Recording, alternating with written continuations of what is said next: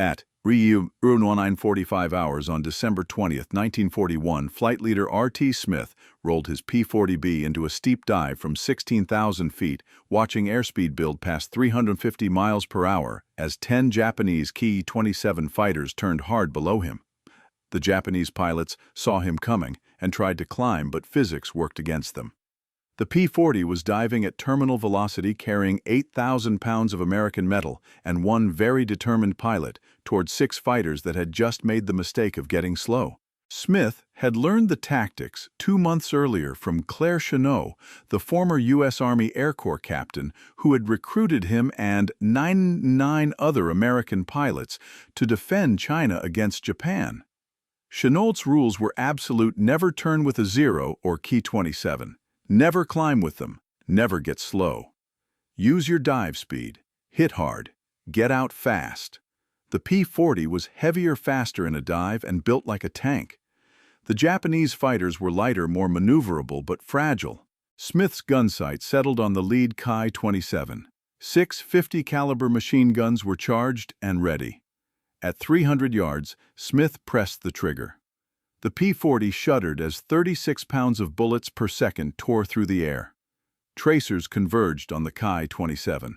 The Japanese fighter came apart, shedding pieces as it tumbled out of control. Smith pulled up hard, felt the G-forces push him into his seat, and climbed back to altitude. 45 seconds of combat, 1 kill, 0 damage to his aircraft.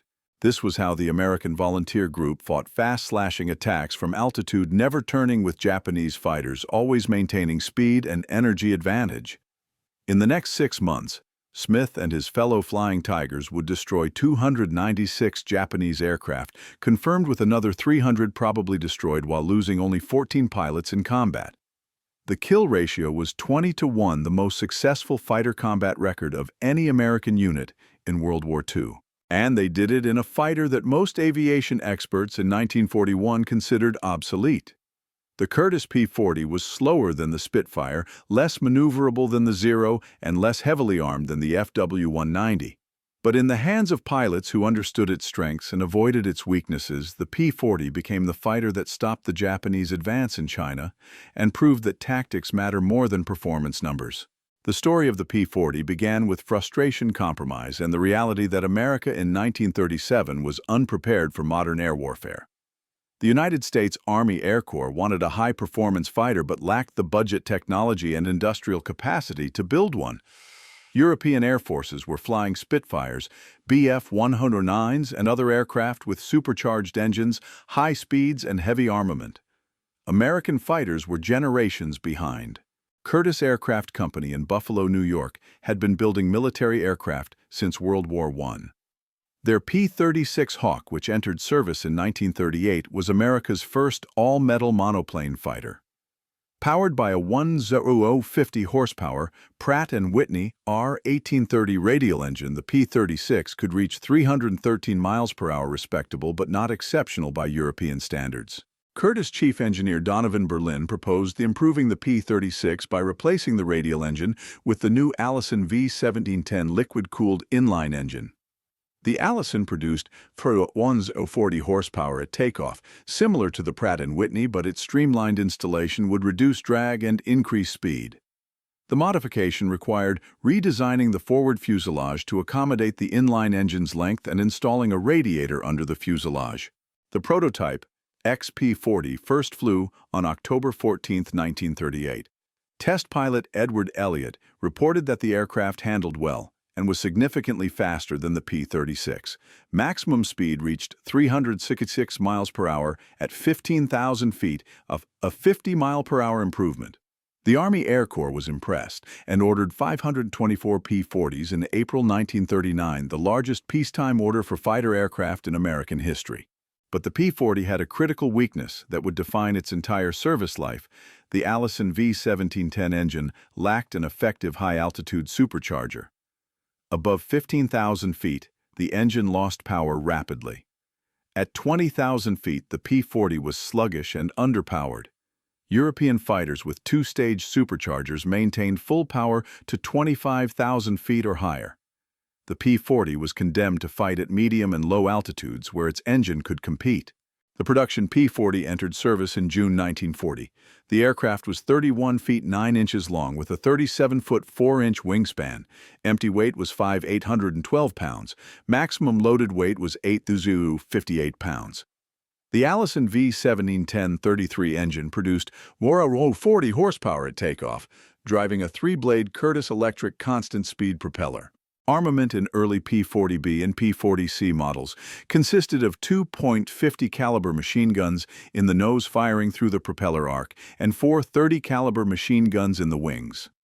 Later, P-40E models increased armament to 6 50 caliber machine guns all wing mounted. The P-40 could carry a single 500-pound bomb or 6 20-pound fragmentation bombs for ground attack missions. Performance specifications told only part of the story. Maximum speed was 352 miles per hour at 15,000 feet.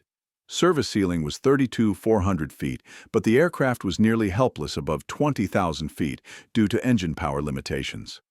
Rate of climb was 2,650 feet per minute at sea level, adequate but not exceptional. Range was 850 miles at cruising speed or 240 miles at combat speed. The cockpit provided good visibility forward and to the sides, but the turtleback fuselage restricted rearward vision. The pilot sat in a bucket seat with stick and rudder pedals, throttle quadrant on the left, and a simple instrument panel.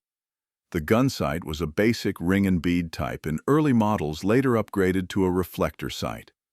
Radio was a VHF set with limited range and reliability. What made the P-40 exceptional was its structural strength. The airframe was built to withstand plus 112 and 6 G-forces, nearly twice the load factors of Japanese fighters. Dive speed limit was 480 miles per hour, approximately 100 miles per hour faster than the Zero. The liquid-cooled engine was protected by armor plate, and self-sealing fuel tanks surrounded the cockpit, providing pilot protection that Japanese fighters completely lacked. This ruggedness came at a cost. The P-40 weighed 8,000 pounds, fully loaded approximately 2,500 pounds heavier than a Zero. That weight penalty made the P-40 less maneuverable in turns and slower in climbs. But the weight also meant the P-40 could dive away from any Japanese fighter and absorb battle damage that would destroy lighter aircraft. By mid-1941, the P-40 equipped most frontline Army Air Corps fighter squadrons. But American pilots training on the aircraft were discouraged by reports from Europe and China, where P-40s had performed poorly against German and Japanese fighters. The conventional wisdom was that the P-40 was outclassed, a stopgap fighter being produced only because America lacked anything better. Then, Claire Chennault proved the conventional wisdom wrong. Claire Lee Chennault was 48 years old in 1937 when he retired from the U.S. Army Air Corps as a captain. He had spent 20 years as a fighter pilot and tactics instructor, developing theories about pursuit aviation that conflicted with Air Corps doctrine. The Air Corps believed strategic bombing would decide future wars. Chennault believed fighters would remain essential and that tactics could overcome technical disadvantages. Chennault's theories were based on World War I experience and observation of Japanese tactics in China. He argued that lighter, more maneuverable fighters like the Japanese Navy Type 96 could be defeated by heavier fighters using boom and zoom tactics: dive on the enemy from altitude, fire a quick burst, and climb away before the enemy could respond. Never turn, never get slow. Use speed and altitude as weapons. In 1937, Madame Chiang Kai-shek invited Chennault to China to advise the Chinese Air Force. Chennault spent 3 years observing Japanese fighters in combat, studying their tactics and identifying their weaknesses. He concluded that Japanese fighters prioritized maneuverability over everything else. They climbed well, turned tightly, and fought close-in dogfights. But they were lightly built, lacked armor and self-sealing tanks, and couldn't dive fast because their light structures couldn't withstand high-speed loads. Chennault developed tactics to exploit these weaknesses. Chinese pilots flying Soviet I-16 fighters achieved some success using his methods, but the Chinese Air Force lacked discipline and training. Chennault concluded that China needed American pilots flying American aircraft with proper training in his tactics. He returned to the United States in 1940 to recruit volunteers. The American Volunteer Group was organized in spring 1941 undercover as a civilian organization. Chennault recruited pilots from the Army, Air Corps, Navy, and Marine Corps with promises of $600 monthly salary, $500 bonus for each Japanese aircraft destroyed, and adventure in China. He recruited 100 pilots and 200 ground crew, all technically civilians, employed by the Central Aircraft Manufacturing Company in China. The aircraft were 100 P-40B and P-40C fighters purchased by China under Lend-Lease. The P-40Bs were early production aircraft with 2.50 caliber nose guns and 4.30 caliber wing guns. The P-40Cs had self-sealing fuel tanks and better armor protection. Both models were considered obsolete by U.S. Army Air Corps standards, already being replaced in frontline squadrons by newer P-40E models. But Chennault recognized that the P-40B and C models were perfectly suited to his tactics. They were heavy enough to dive away from Japanese fighters, fast enough at low altitude to escape, and tough enough to absorb punishment. The armament was adequate because Chennault's tactics emphasized quick bursts from close range, not prolonged engagement, and the aircraft were available immediately while newer fighters were not. The American Volunteer Group assembled in Burma in July 1941. Chennault established a training base at Toungoo, 170 miles north of Rangoon, where the volunteers would train before deploying to China. Training emphasized Chennault's tactical principles relentlessly. Never turn with Japanese fighters. Always maintain altitude advantage. Dive, shoot, climb away. Work in pairs. Use radios to coordinate attacks. Break off if outnumbered. Chennault organized the AVG into 3 squadrons: 1st Squadron, Adam and Eves; 2nd Squadron, Panda Bears; and 3rd Squadron, Hell's Angels. Each squadron had approximately 30 pilots and 20 aircraft. The distinctive shark mouth painted on P-40 noses became the AVG's signature marking, copied from RAF P-40s operating in North Africa. The volunteers were a mixed group. Some were experienced military pilots with hundreds of hours. Others were recent flight school graduates with minimal experience. What they shared was confidence bordering on arrogance, a belief that they were better than any Japanese pilot they would face. Chennault's training either reinforced that confidence or got pilots killed early. The AVG's first combat came on December 20, 1941, when Japanese bombers attacked Kunming, the AVG's base in China. The 1st and 2nd Squadrons scrambled 24 P-40s to intercept 10 Mitsubishi Ki-21 bombers, escorted by 25 Nakajima Ki-27 fighters. The Japanese formation was at 18,000 feet when the P-40s attacked, from 22,000 feet. Flight leader R.T. Smith led his 4-plane flight into a diving attack on the Ki-27 escorts. He destroyed one Ki-27 in his first pass, pulled up and positioned for another attack. The Japanese fighters tried to turn with the diving P-40s but couldn't match their speed. Several Ki-27s attempted to climb back to altitude but were caught by climbing P-40s and destroyed. The engagement lasted 30 minutes. American pilots claimed 9 bombers and 6 fighters destroyed for no AVG losses. Japanese records confirmed losing 4 bombers and 1 fighter with several more damaged. The discrepancy between claims and actual losses was typical of air combat where multiple pilots attacked the same target. But the result was clear: the AVG had successfully defended Kunming and demonstrated that Chennault's tactics worked. 3 days later, on December 23, the AVG scored their greatest victory.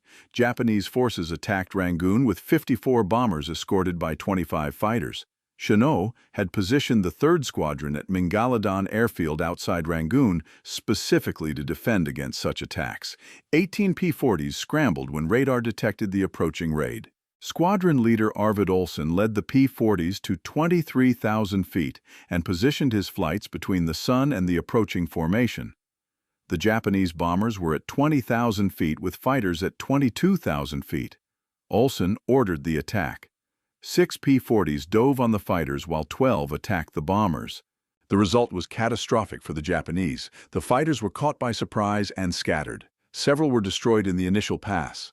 The bombers, stripped of fighter protection, were sitting targets. P-40s attacked from multiple directions, destroying bombers with concentrated fire from 6.50 caliber and 4.30 caliber guns. Some bombers dropped their loads early and ran. Others were destroyed before reaching their targets. Japanese records confirm losing 18 bombers and 8 fighters, with many more damaged. The AVG lost 3 pilots killed and 2 P-40s destroyed, but the raid on Rangoon was turned back. Japanese casualties were so severe that they suspended large-scale bombing operations against Rangoon for 2 weeks. The Flying Tigers had achieved a kill ratio of nearly 9-to-1 in their third major engagement.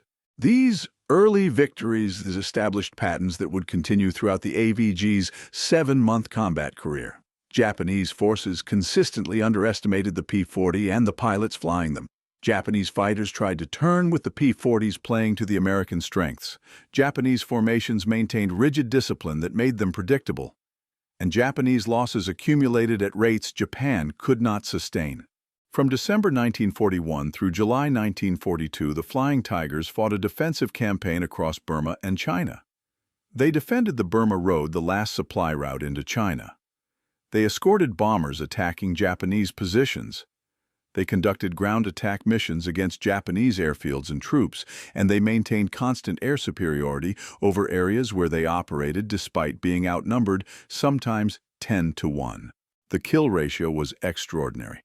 AVG records claim 296 Japanese aircraft destroyed in aerial combat, with an additional 300 probably destroyed.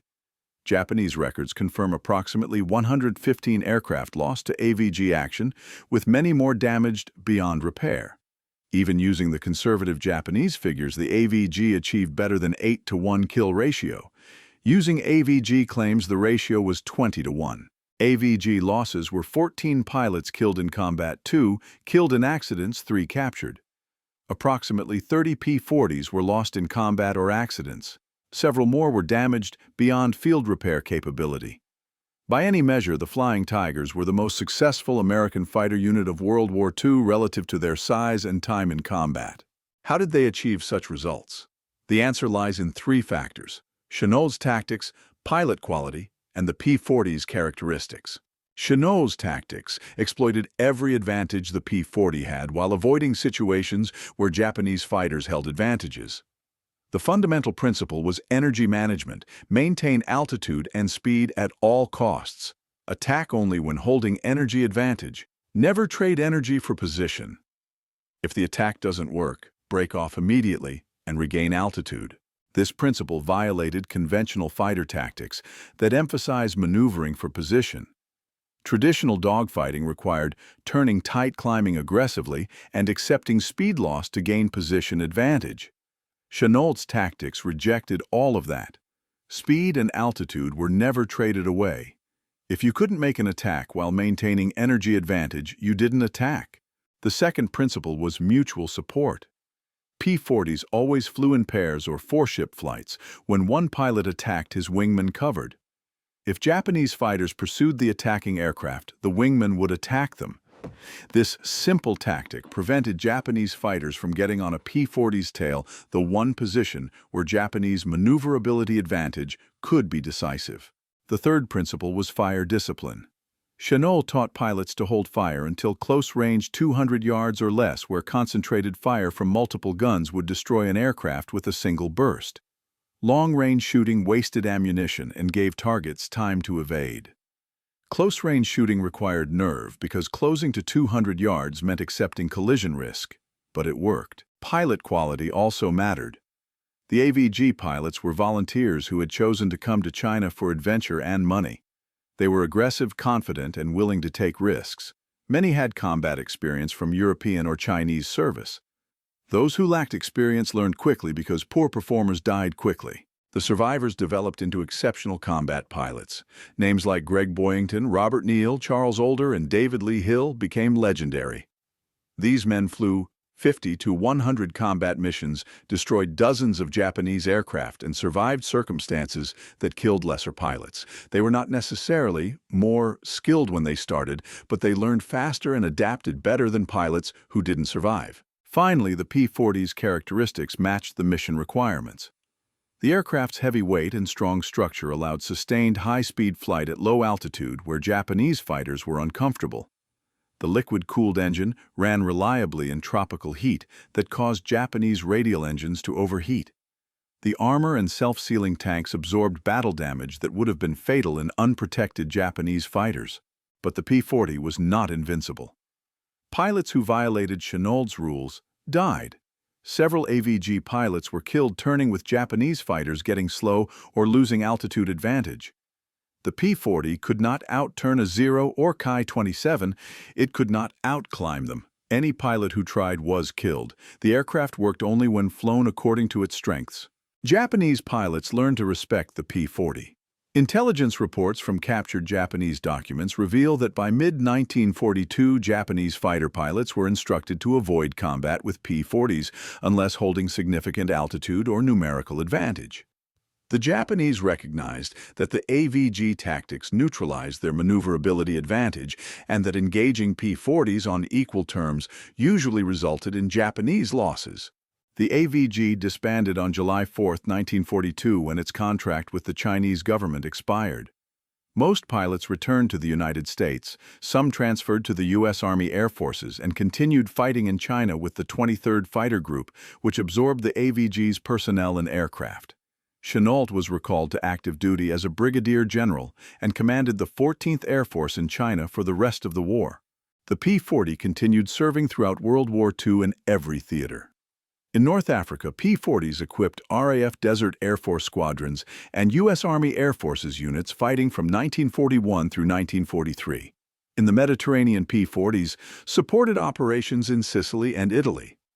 In the Pacific, P-40s defended Australia, New Guinea, and the Philippines. In Alaska, P-40s defended against Japanese attacks on the Aleutian Islands. Total P-40 production reached 13 738 aircraft, making it the third most produced American fighter after the P-51 Mustang and P-47 Thunderbolt. Variants included the P-40B and C with limited armament, P-40E, and K with 6.50 caliber guns, P-40F and L with Packard Merlin engines, and P-40N lightened for improved performance.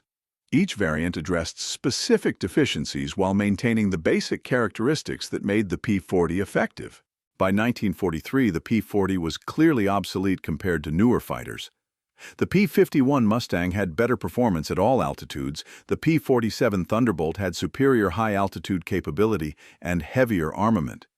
The P-38 Lightning had longer range and higher speed. But P-40 production continued through 1944 because the aircraft remained effective for ground attack and because changing production to newer types would have created gaps in fighter availability. The P-40's greatest contribution was buying time. In 1941 and 1942, when America desperately needed fighters but lacked production capacity for advanced types, the P-40 was available in quantity. It wasn't the best fighter, but it was good enough if flown properly. It kept Japanese forces from achieving air superiority in China and Burma. It defended Australia and New Guinea from Japanese invasion. It supported Allied operations in North Africa, when no other fighter was available in sufficient numbers. This role of stopgap fighter is often undervalued. Military historians focus on aircraft that defined the war's later stages: P-51s escorting bombers to Berlin, P-47s dominating European skies, F-6F Hellcats winning the carrier war in the Pacific. But those aircraft didn't exist in meaningful numbers until 1943. In 1941 and 1942, the P-40 was what America had, and it was enough. The Flying Tigers proved that tactics and training could overcome technical disadvantages. The P-40 was slower and less maneuverable than Japanese fighters, but properly flown it was deadlier. Chennault's principles maintain energy fight from advantage break-off when conditions are unfavorable became doctrine for American fighter operations throughout the war.